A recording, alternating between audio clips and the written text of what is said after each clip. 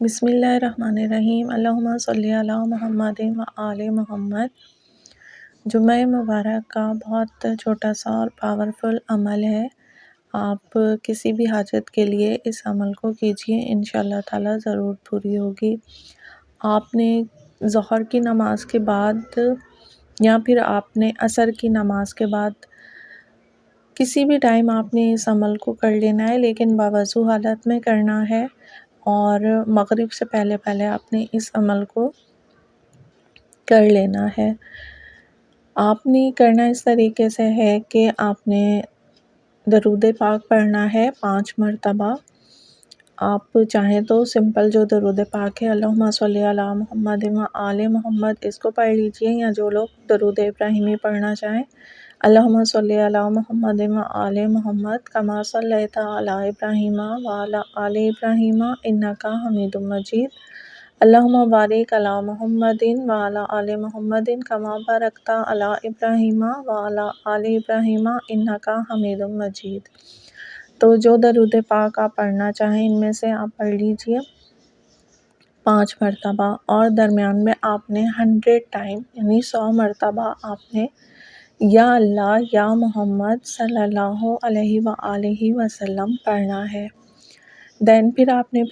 پہلی والی تعداد کے مطابق درود پاک پڑھ لینا ہے۔ اس کے بعد آپ نے 10 مرتبہ یا ربنا کہنا ہے۔ امام جعفر صادق علیہ السلام فرماتے ہیں کہ جو شخص 10 مرتبہ یا ربنا پڑھتا ہے تو اللہ پاک فرماتا ہے، اے بندے مانگ تجھے کیا چاہیے۔ تو پھر وہ انسان بندہ جو بھی دعا مانگتا ہے، اللہ پاک اس کی دعا کو ضرور قبول فرماتے ہیں۔ اور آپ نے اول و آخر جو ہے وہ دعا مانگنے سے پہلے بھی اول و آخر درود پاک پڑھ لیا کیجئے، کہ امام حسین علیہ السلام فرماتے ہیں کہ وہ دعا جس کے اول و آخر